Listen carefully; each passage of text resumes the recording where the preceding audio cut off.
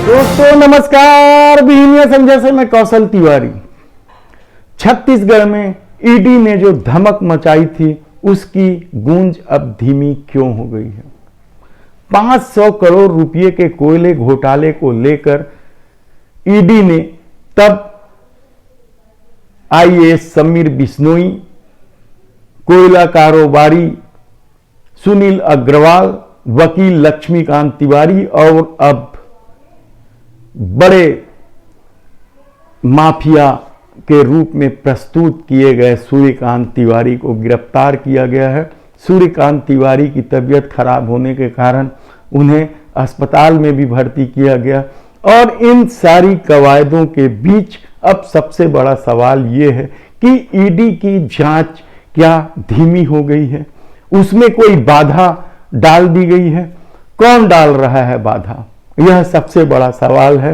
और इन सवालों में एक सवाल यह भी है कि कोयला कारोबार से जुड़े हीरा ग्रुप के सिद्धार्थ अग्रवाल, नदी कोल वासरी के विक्की जैन और हिंद एनर्जी के राजेश अग्रवाल के साथ ईडी ने पूछताछ की। सूर्यकांत तिवारी से भी लंबी पूछताछ हुई है और उन्होंने अडानी से लेकर बहुत सारे औद्योगिक घरानों को या उद्योगों को कोयला सप्लाई की बात की है। इन सारे सवालों के बीच अब भी सबसे बड़ा सवाल तो यही है कि क्या ईडी की जांच धीमी हो गई है, कौन डाल रहा है बाधा, यह सबसे बड़ा सवाल है। क्योंकि इस सवाल को लेकर राज्य सरकार और केंद्र सरकार के बीच जबरदस्त रूप से ठनी है और छत्तीसगढ़ के मुख्यमंत्री भूपेश बघेल ने तो साफ तौर पर आरोप लगाया है, चूंकि अगले साल छत्तीसगढ़ में विधानसभा चुनाव होना है, इसलिए केंद्रीय एजेंसियां यहां यात्रा करेगी, यहां लगातार छापे डाल की कार्रवाई करेगी और इसके रूप भी दिखाई देने लगे हैं, कहा जाए तो गलत नहीं होगा। आईटी के छापे लगातार पड़ने लगे हैं। बहुत सारे 2 दर्जन से अधिक व्यापारियों के यहां इस दौरान आईटी के छापे भी पड़े। उनसे क्या कुछ मिला है यह बात का विषय है। ईडी के बारे में कहा जा रहा है कि उनकी जांच जारी है, लेकिन आईएएस रानू साहू और उनके पति जेपी मौर्य जो खनिज विभाग में है की जांच कहां तक पहुंची है, यह सवाल भी लोगों के मन में है और लोग जानना चाहते हैं कि यह जांच कहां पहुंची है। रजिस्ट्री दफ्तर में भी जांच करने की बात सामने आई है। कहा जा रहा है कि विभिन्न जिलों के, छत्तीसगढ़ के विभिन्न जिलों के रजिस्ट्री दफ्तरों से हाल के दिनों में हुए बड़े सौदों की मांग की गई है और उसकी जांच की जा रही है।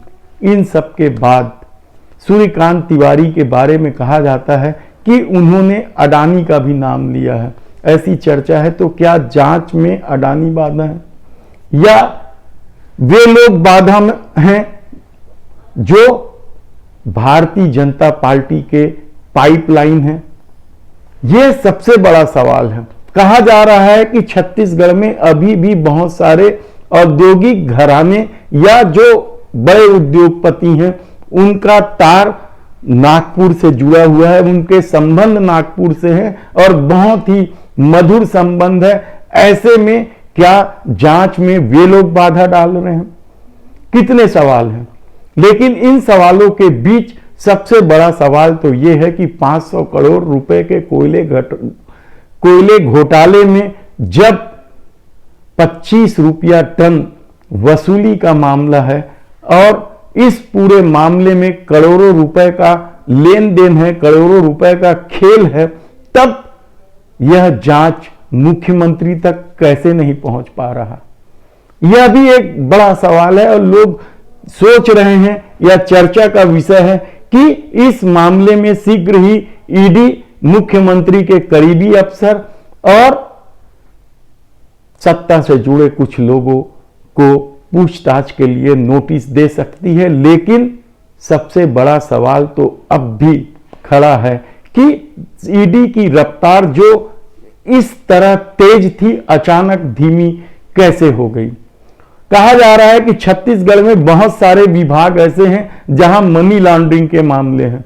महादेव ऐप से लेकर दूसरे सट्टा मामले में भी मनी लॉन्ड्रिंग का मामला हुआ है, नान घोटाले में भी मनी लॉन्ड्रिंग का मामला है। दूसरी तरफ जाति विवाद को लेकर जोगी परिवार पर जो आरोप लगते रहे हैं या जो विवाद रहा है उसके थमने का नाम ही नहीं ले रहा है।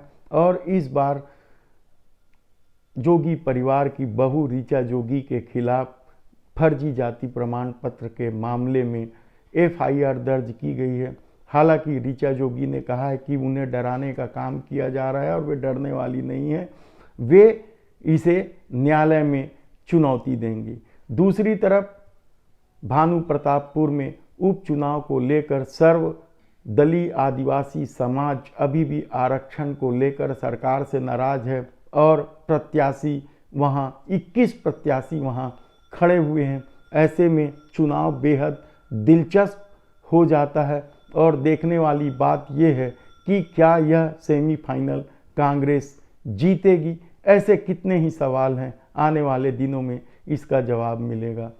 धन्यवाद।